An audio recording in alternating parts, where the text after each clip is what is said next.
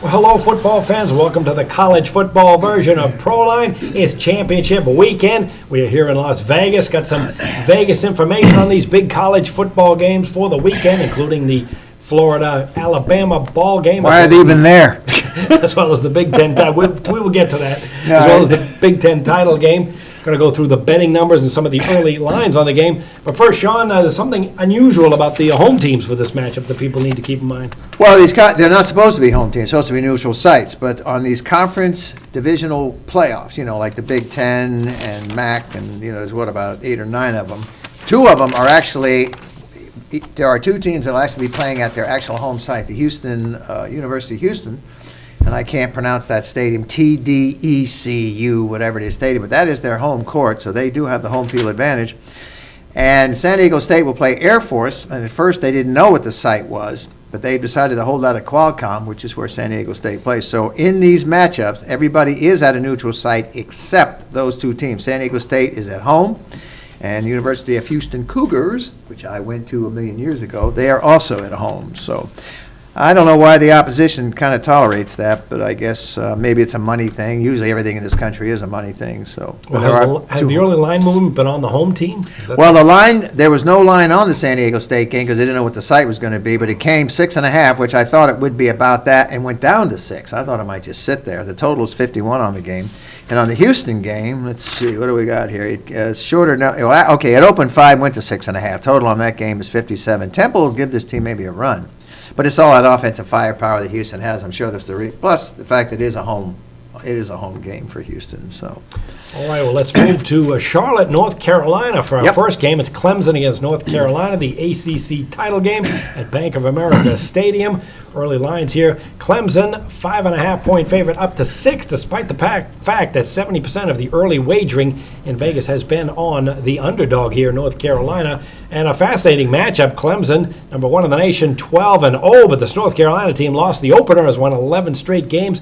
Larry Fedora's team is red hot right now. First, this Clemson team hasn't been covering numbers of late, 3-7 against the spread. In fact, they've been involved in quite a few close games. But Dabo Swinney, really, he's got some super softs on this perfect season. Sophomore quarterback Deshaun Watson, 27 touchdowns, 10 picks.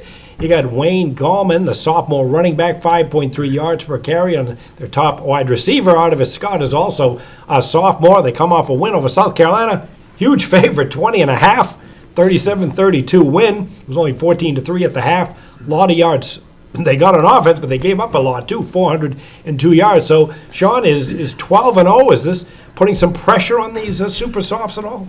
Well, first of all, this is an ACC conference game, the Atlantic Coast Conference, and you're right. I got Clemson ranked number 1. I use the AP ratings. Clemson obviously ranked number 1 team in the country. In fact, the last time they were undefeated, if anybody remembers it, they had 81, and they had a quarterback named Tuttle, and they won. They beat Nebraska as a 4.5-point dog for the national title. So, anyway, Clemson ranked number 1. North Carolina, no shabby team here. They're ranked number 8, and you're right. The line is Clemson 5.5. Total 66 on the game. It is in Charlotte, North Carolina, 8 p.m. Eastern Standard Time. ABC will cover the game. Weather should be very good. Probably around the mid-40s. Partly cloudy, no wind. Let's take a look at North Carolina. Very good season. This team, 11-1 straight up and 8-4 against the bookie. They cover numbers. As you know, I'm real big on that. In fact, their only loss, strangely enough, was to South Carolina in Week 1 on a neutral site. It was a 2-point line there. They lost 17-13, and South Carolina, a team that had a lousy year, went 3-9 straight up and lost their last 5 games. So I cannot account for why North Carolina, maybe they were just flat, it was too early in the season. But North Carolina, 11-game win streak. They cover 8 of those last. They win by an average margin of 23 points a game, which is pretty good, and they cover by 10 points a game. They're no slouch here, this team. Clemson beat North Carolina 50-35 last year as a home favorite of 14. That's the first time they have met since 2011, so it's not like an annual thing here. Senior quarterback, and how I am about this, and anybody who watched the UCLA-USC game last week knows what happened to Mr. Rosen, and he's an inexperienced quarterback. Senior quarterback here now, Marquise? Is that how you pronounce his name? Mm-hmm. Marquise Williams, 18 touchdown passes, 8 interceptions, 2,600 yards. He runs for 786 yards, so he's very athletic. Running back Hood, He runs for 1,280 yards at 6.5 yards a carry. This is good teams here. North Carolina coming off a 45-34 win. Thank you, Sean. Thank you. As a road favorite of 5, they were up real big, like 35-14, I believe, in the first half. They pretty much coasted versus North Carolina instead. North Carolina 8-0 straight up in the conference, and that's the first time ever they've done that. And they covered 6 of those games, so they're doing good, and they're also 6-0 against winning teams. This is a live dog here. Let's take a look at Clemson. 12-0 straight up, but very poor. I have them at 5-6-1 against the number, but it's not good. The last time they went undefeated, as you know, they won the national title in 1881. Clemson wins by 19 points a game straight up. Cover, though, by just 3. They're a money burner. Sophomore quarterback Deshaun Watson, 27 touchdown passes, 10 interceptions. Great numbers. How about 3,223 yards? And he ran for 756 yards. He's an incredible talent, but he is a sophomore. You know, how about that?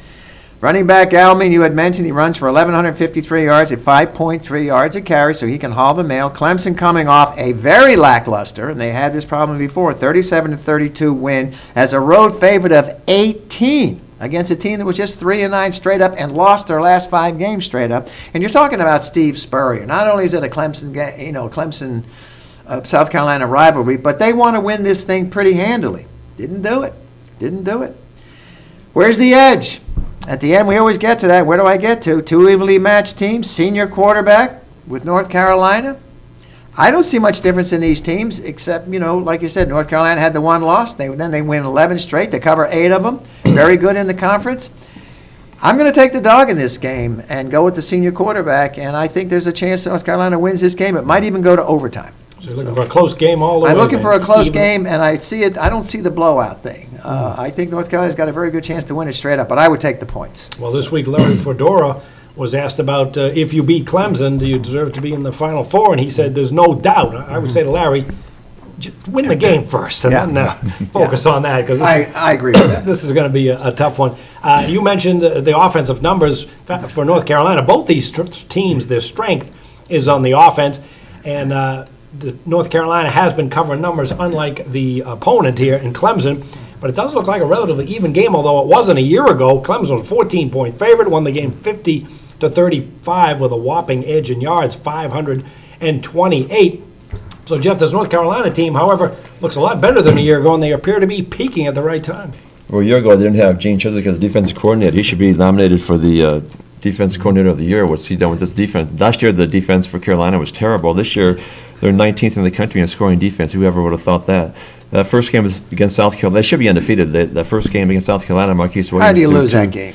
He threw 2 interceptions in the end zone. Plus, for some reason, Larry Fedora did not run Elijah Hood in the fourth quarter as much as he should have. But they've more than made up for that. They've won every game since.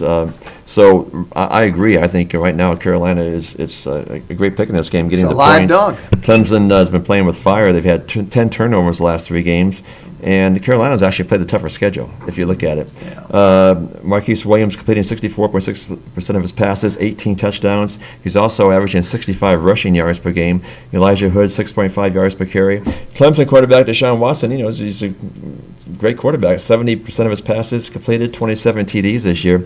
I had Carolina on Saturday, and it looked like it was going to be an easy win, but they kind of made it closer than I wanted. But they coasted. You have to give them credit because that was coming off that overtime win at Virginia Tech. So they didn't. That's tough to come off an overtime win with no rest and play a rivalry game and win and cover. So right now everything looks good for Carolina. I agree. I'm going to take the points of North Carolina, John.